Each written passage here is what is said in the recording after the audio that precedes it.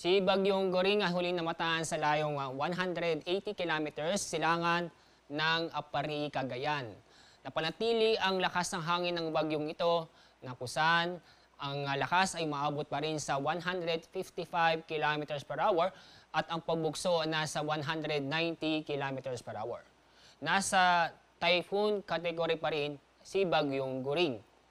Inaasahan po natin ito ay kikilos pa northwestward sa mabagal na kanyang paggalaw. At inaasahan po natin na ito ay magpapatuloy sa kanyang pagkilos patungo sa Taiwan, Batanes area. Kasalukuyan, pinapalakas ni Bagyong Goring ang southwest monsoon. Itong southwest monsoon ay patuloy na nakakaapekto mula Central Luzon hanggang sa Mindanao. At ito namang isang bagyo nasa labas ng ating Philippine Area of Responsibility sa ganap na tropical storm Haikwe. Mamaya po ay i-discuss ho natin yan. Una, ito si Bagyong Goring. Inaasahan po natin kikilos nga po patungo sa Taiwan, Batanes area. At mamayang gabi, inaasahan po natin ang layo ng sentro o gitna ng bagyo ay nasa 140 kilometers east of Calayan, Cagayan.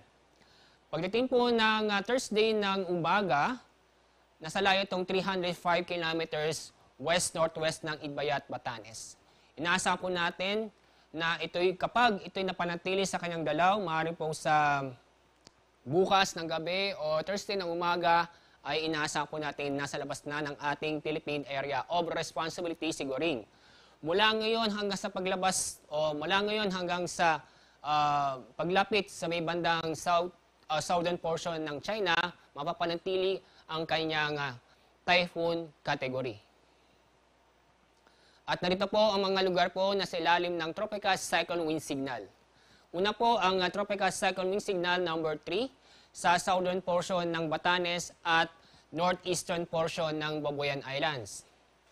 Signal number 2 ay nakataas sa lalaming bahagi ng Batanes at Babuyan Islands at kasama na rin ang extreme northeastern portion ng mainland Cagayan. Signal number 1 ay nakataas sa northern at eastern portion ng mainland Cagayan, eastern portion ng Isabela, northern portion ng Apayao, at northern portion ng Ilocos Norte. So ang mga lugar po nito na sa ilalim ng Tropical Cyclone Wind Signal ay makakaranas po ng masungit na panahon. At narito po ang mga pag-ulan dulot ng Bagyong Goring.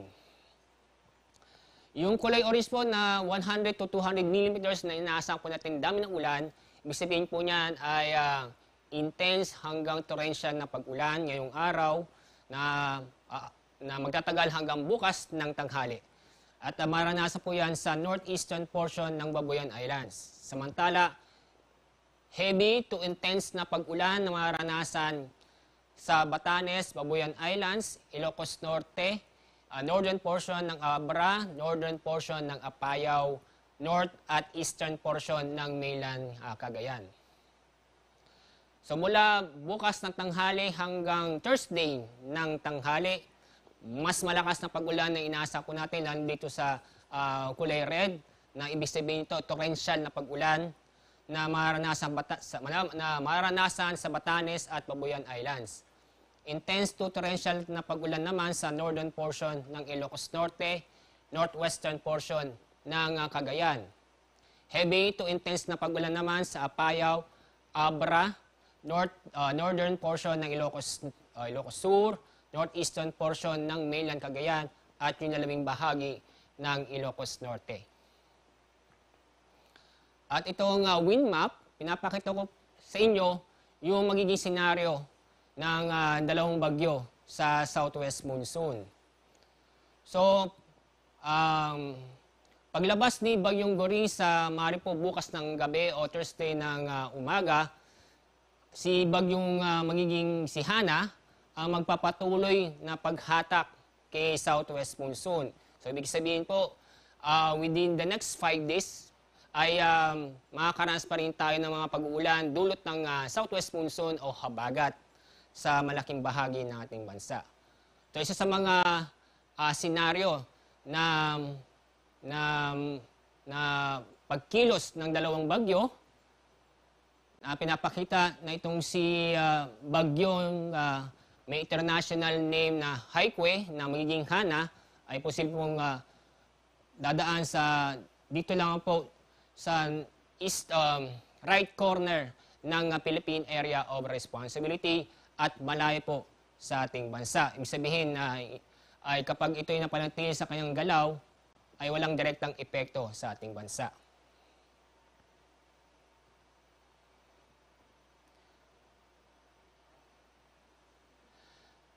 So, yung mga pagulan po dala ng habagat na po sa may naasahan din malalakas na pag-ulan. Ngayong araw, intense hanggang sa torrential na pag-ulan na maranasan ngayong araw sa northern portion ng Palawan kasama ang Calamian at Cuyo Island at Occidental Mindoro. Heavy to intense na pag-ulan naman na maranasan sa Antique, Romblon, Negros Occidental, Guimaras, at southern portion ng Palawan kasama ang Cagayan Silio. Bukas ay minasang pa rin tayong malalakas na pag-ulan. Intense hanggang sa torrential na pag-ulan sa Occidental Mindoro, samantalang heavy to intense na pag-ulan naman sa Zambales, Bataan, northern portion ng Palawan kasama ang Calamian at Cuyo Island. Sa araw ng Huwebes, August 31,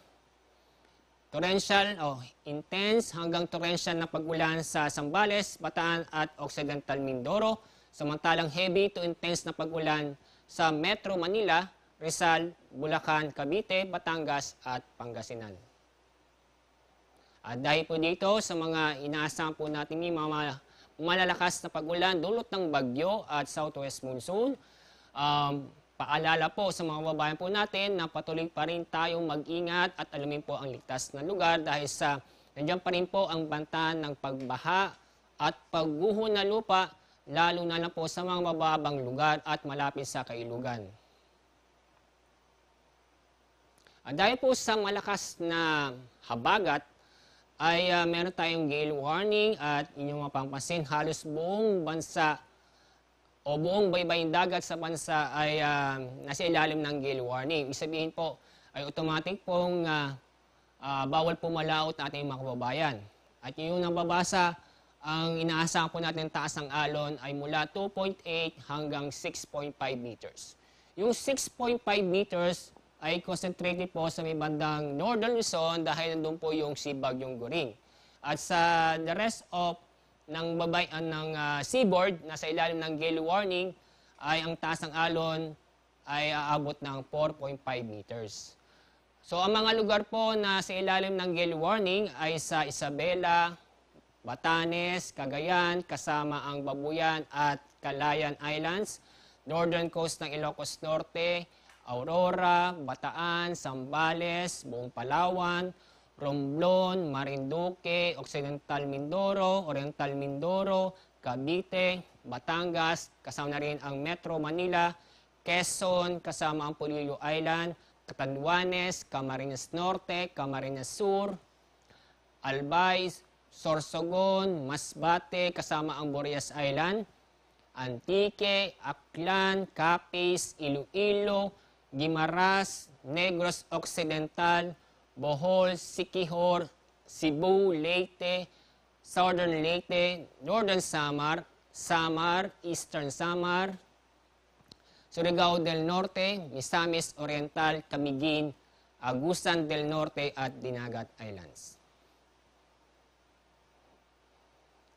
Nga po, dahil sa malakas na hangin, dahil sa habagat, ngayong araw makakaranas ng pamisa-misa malalakas na hangin sa Aurora, Bataan, Bulacan, Metro Manila, Calabarzon, Mimaropa, Bicol Region, Visayas, Dinagat Island, Camiguin at yung malaking bahagi ng Zamboanga Peninsula.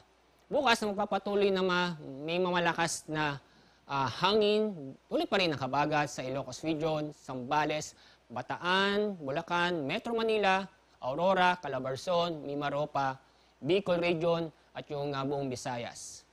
Sa araw ng Huwebes, minasang pa rin ng malalakas na hangin sa Ilocos Region, Cordillera, Zambales, Bataan, Bulacan, Aurora, Metro, Manila, Calabarzon, Mimaropa, Bicol Region, at yung Western Visayas.